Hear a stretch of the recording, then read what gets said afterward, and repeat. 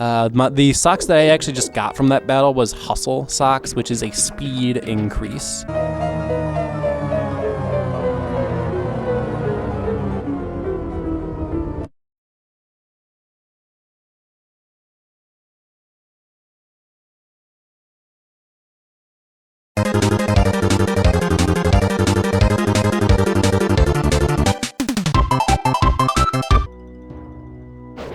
Hello everybody, this is Milesluigi, welcome you back to Let's Play Mario and Luigi, Bowser's Inside Story, and of course, as always, the evil Pop-Tart! I think it's worth just recapping just for a second exactly what has gone on. So, Bowser got to his castle, he got Trick, and then he got blown up, and we're now in this tunnel. And now he's he was on a treadmill and was on fire, and yeah. So I specifically wanted to show off this battle just a little bit, just to show a little thing the Colbits can do if you do leave them behind, like they get into a pattern that you didn't have to jump over with Mario and Luigi, and they can actually line up on both Mario and Luigi at the same time. But for whatever reason, that time there, they decided to just all line up for Luigi or all line up for Mario. It's like, oh, I want to show them lining up for both. Oh well, sigh. On the bright side, we are actually almost done with this tunnel. I just have to cut our way through a whole bunch of these boulders using the whole power slide punch. I love the power slide punch. Just because you can go over gaps and it's just fast. And here we go. Found some Monty Moles.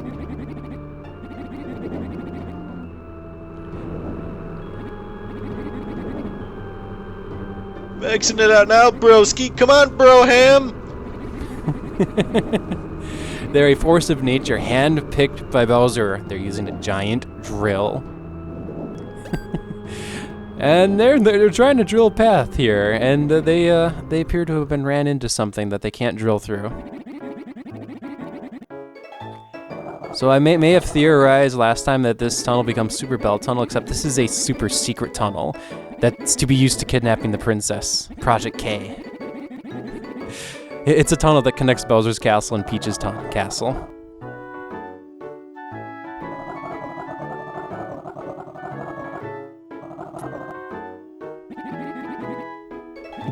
Broger.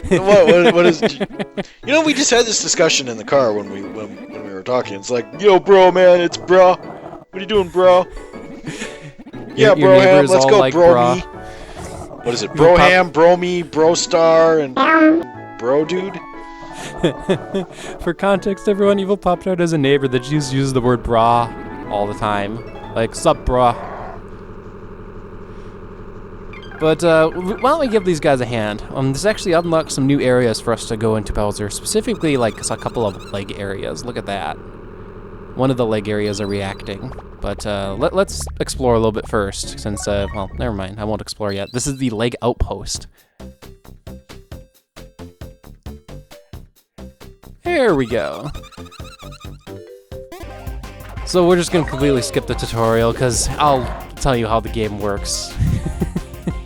But first, the game has to get started. So we did the tutorial, the drill goes firing off, and we have a minute 30 to make it out through. Otherwise, we have to get a new battery, and the batteries are 50 coins each. Thankfully, the minigame's not that difficult, but if you were to fail it, it's a 50 coin penalty. Okay, so here's the deal with the leg minigame. We have to bounce back and forth between these two leg muscles. While we're holding down, Bowser charges forward like that, but now we're actually hitting up against a rock. This minigame's actually kind of complicated in that regard, because we now have to bounce back and forth until we can do both brothers bounce. Wait, so how can you tell how long to hold it? Alright, this will be a good chance to show it off. So you hold it for until Bowser doesn't keep charging forward anymore, which is about 3-4 seconds about-ish. Although now I've hit another boulder. Once you hit another boulder, the optimized way to do this is to just keep bouncing back and forth for until the game lets you use both brothers at the same time. It's unnecessarily complicated, not really complicated at the same time. But basically what you need to do is bounce between both leg muscles for about 3 to 4 seconds each until you run into a rock. When you run into a rock, just keep bouncing back and forth for until the game does the dual thing. The game does it for you. You just have to keep bouncing back and forth until it does it automatically. And as you can see, it's not doing it for me. And there, it did it for me. So all in all, not really all that difficult. And in case you're wondering, yes, the tutorial explains like half of it, but it's still kind of confusing for until you get it. The tutorial's not very helpful here, is what I'm trying to say. It's just like mounts back and forth, Mario and Luigi, to stimulate Bowser's leg muscles. And that's it. There we go. So yeah, we just helped Bowser carve a big gigantic tunnel between his castle and Peach's castle. I got a little carried away. You think? Your legs are on fire.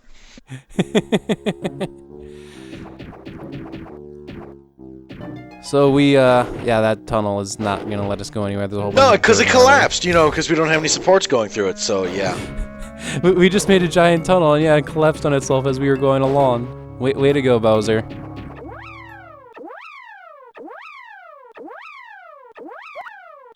It's an alarm system, Bowser. There really isn't any confusing anything here.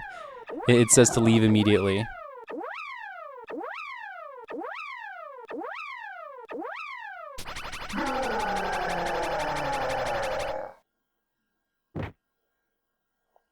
And we're not gonna go anywhere.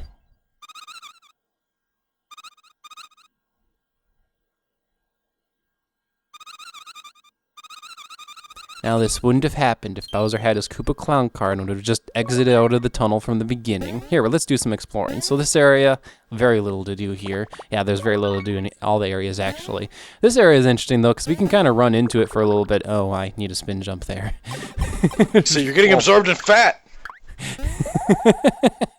Yeah, I don't think I really ever showed what happens when you fall into that stuff. You fall into that stuff and you just come out of a pipe. But there's unfortunately these boo blocks literally in our way that prevents us from proceeding forward, which means we're gonna have to do something with Bowser's body to proceed past those boo blocks.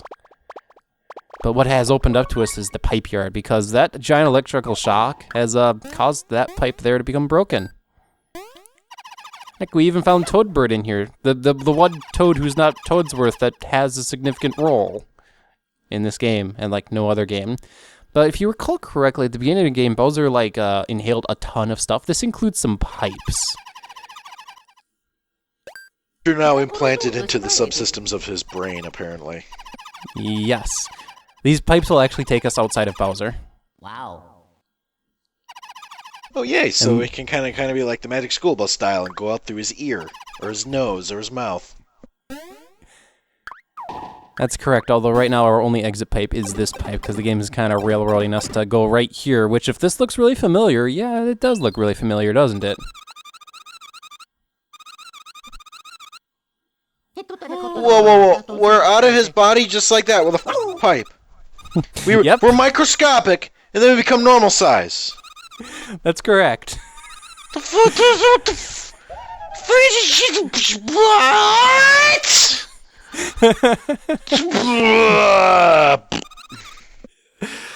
That's right. That pipe literally goes inside and outside of Bowser. So if you ever thought warp pipes don't warp, well, they very clearly warp here. You go in that pipe, you go inside of Bowser's body, and I guess you also decrease in size greatly. So yeah, we're in the Toad Town tunnels, actually. I need to find the Windows sound right now so I can play it. I need to keep pushing it where it goes boop, boop, boop, error, cannot compute. Done. Done. Oh no, I can't compute it all. Yes, we have a way to go inside and outside of Bowser's body now. We are actually in the Toad Town-ish area, although we actually can't get into Toad Town because, well, we can't get into Toad Town. There's kind of a wall in the way. We can get into the Toad Town area though, but for right now, it's the Toad Town tunnels. I will talk a little bit more about this whole warp pipe things, but first we have a new enemy to discuss here. This new enemy is called the News. You wanna know why they're called the News? Why are they called that? Well, just look at them as I proceed to get owned. There's green ones and there's red ones, and they may yeah. Do you not see it, Evil Pop-Tart? No, am I supposed to? Other than one's red, one's green, and obviously that's who you attack, but they look like Mario and Luigi's noses. Do you see it now? Do you? Yes, we are fighting giant noses. So perspective and everything is completely getting thrown out the window right now.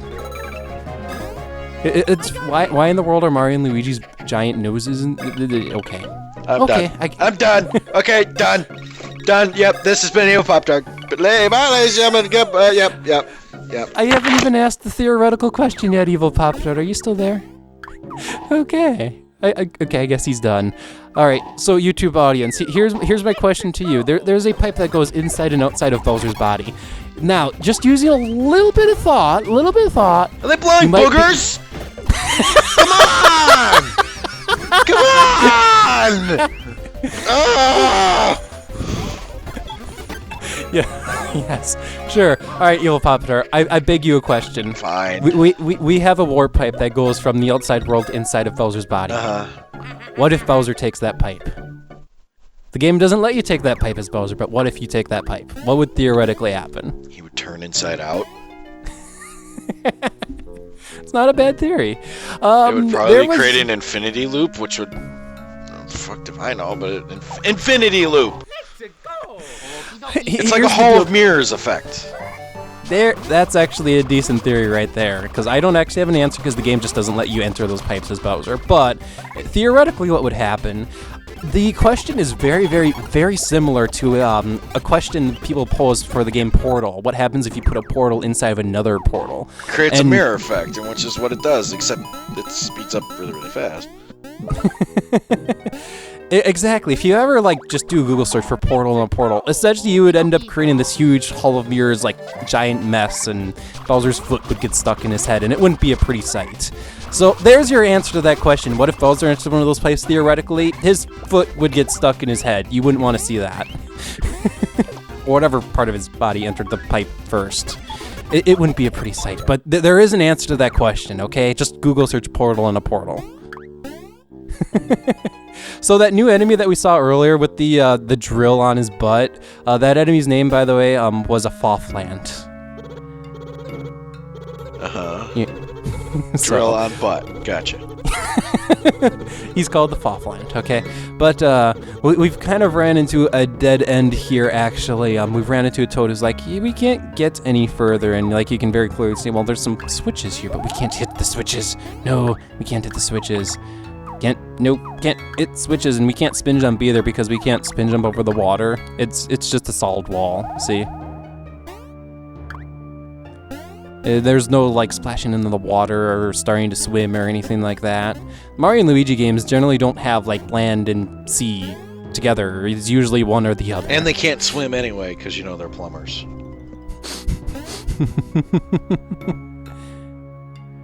Oh, this cave is still caved in.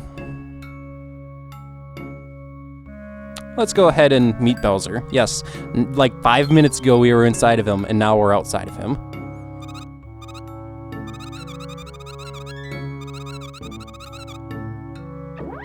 You'd think we would have noticed an electrical shock. Oh, look at that. Now, if you were thinking a game over was just about to happen, they kind of ran away before it happened. Mario and Luigi, and the gumball gets zapped. Game over. Security system. So yes, I guess some ingenious toad decided to set up a security system in the Toad Town tunnels, which I guess just thwarted Bowser from theoretically kidnapping the princess if there was a princess to kidnap. Way to go, random toad who decided to do that. What we need to end up doing in this situation actually is climbing up this area outside of Toad Town. It's kind of like a little grassy, tree field that we have to climb up, and using our new spin jump ability to continuously climb up. It's actually a cloudy area. Why is our pipe in the clouds? That pipe doesn't continue along in the sky, does it? Don't answer that. We just have a lot of warp pipe questions today. We've learned today that warp pipes are definitely no. Live up You know to what their warp names. pipes are? They're just freaking black holes. That's what I'm just gonna say they are. Because they're not. They're not anything now. My theory of warp pipes is gone. They're just black holes. That's all they are. It's just black holes. They're obviously not created by plumbers. So, aliens. Aliens. You don't think Mario and Luigi, the plumbers, have made the warp pipes? Nope, I do not. Because, nope. Okay. Well, now we've ran into a group of 3 paratroopers, and these guys, talk and talk and talk and talk. They are really, really, really annoying in my personal opinion. Squirtles. It's the Squirtle Squad. So annoying that I actually just skipped all their dialogue. If you're interested, watch to the end of the video. We're not, so we're good. Or at least I'm not, so. So for context, this game was released when there was only one New Super Mario Bros. Game, just the one on the Nintendo DS. And that New Super Mario Bros. Game, you know, it had your mushroom, the fire flower, the Mega Mushroom, but it also had like a Shell Mario. And the power-up that we get here in this game is actually the Shell Mario ability. So Mario can now put himself into a shell, and then Luigi can knock him all over the place. And by knocking him all over the place, we can hit things that we couldn't hit before. Since we listened to these guys rattle off, I mean not, they actually give us an attack block that has all 10 attack pieces. We had to watch all 10 of them just fly out at us. This actually gets us a pretty cool ability called the YooWho Cannon. I'll show it off in battle in a little bit. Our next battle actually is when I plan on showing that off. Wondering why paratroopers are helping Mario and Luigi. Well, they're green, or not green, blue paratroopas. Why did I say green? Anyway, they're blue paratroopas. I guess the blue ones want to help us. I never associated a paratroopa's color, or hell, a Koopa Troopa's color with a personality type. That's almost being racist. The blue ones are always nice, or the red ones are always angry. The red ones are always dicks. The green ones are always upset. The blue ones are the Squirtle Squad. The yellow ones always get their way. Yellow ones are God. The yellow ones are invincible, or the yellow ones are... I don't know. Something like that. And the rainbow ones are just unicorns. What happens when a rainbow Koopa shell walks into a bar? They don't. It kills everything. It kills everything. We'll go with that answer. But yeah, since we now got the shell, we can go ahead and actually solve that puzzle before. But let's go ahead and save. There we go. And yeah, that must have been the point when I stopped playing normally. And now I'm playing again. Up too late, Milesluigi, playing till midnight and then going, okay, I'm done. Time to restart this when I get home from work. Something like that, yeah. Yep, I know all too well. So yeah, let's go off. Our whole point of being in the Toadtown's tunnel at this point is to stop Fawful because he was going to go after the Dark Star, and evidently the Mario and Luigi, who ought to spend a lot of time in the Toadtown tunnels because, you know, they're plumbers. Assumed plumbers. Assumed plumbers. I guess we need to find the location of the Dark Star ourselves. But yeah, using the shell, we can finally flip all these bridges here. This room's actually kind of puzzle-like, in that there's a whole bunch of different switches that activate the whole bunch of the different turn blocks. These turn blocks actually feel like they're from Super Mario World's turn blocks. But we actually have to hit the switch on the right side. There we go. And so how does Mario compress his lungs and his body to fit inside that shell? It's probably not too far-fetched to fit in the shell, in my personal opinion. But, you know, he has to somehow push his neck up to his stomach. You're saying it's really uncomfortable. I'm saying it's impossible. I'm just looking at how the shell works, and he has to put his neck almost to his crotch. Okay. Come on now.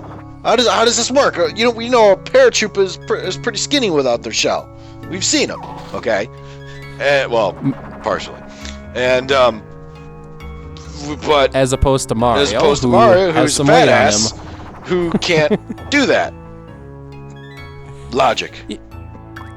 Do you think Luigi could do it? Because he's a bit skinnier. Yeah, Luigi could probably do it, except since he would be taller, he'd have to somehow still push his neck into his chest. I don't know. Okay, I'll have to get a giant, like, Koopa shell and try to get my own whole body into the whole thing myself. It reminds me of the Master of Disguise. Are we not turtly enough for the Turtle Club? And he tries to go inside his shell, and he can't.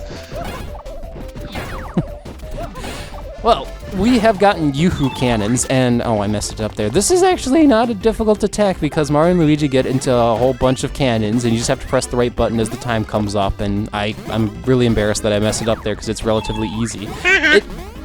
its damage is about on par as the jump helmet, though it attacks multiple enemies. So, like the jump helmet, I find myself, especially when I first played this game, I usually went back and forth between using jump helmet and YooWho Cannons. It's like kind of one of my more regular attacks to use, just because, well, YooWho Cannons is easy and jump helmet is a lot of damage to a single enemy, so both are really useful, and of course YooWho Cannon.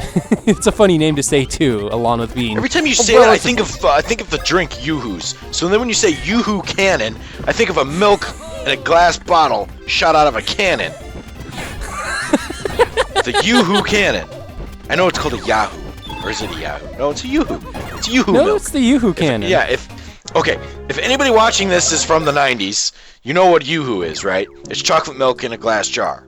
Okay. Oh, I know what you're talking about now. Yes. Okay, yes. Yes, YooHoo's. Okay. Am I just that freaking old or what? I mean, does anybody know what an actual YooHoo is? Google image picture right here, YooHoo. Anyway, YooHoo Cannon. So, chocolate milk in a glass bottle like it's shot out of a cannon.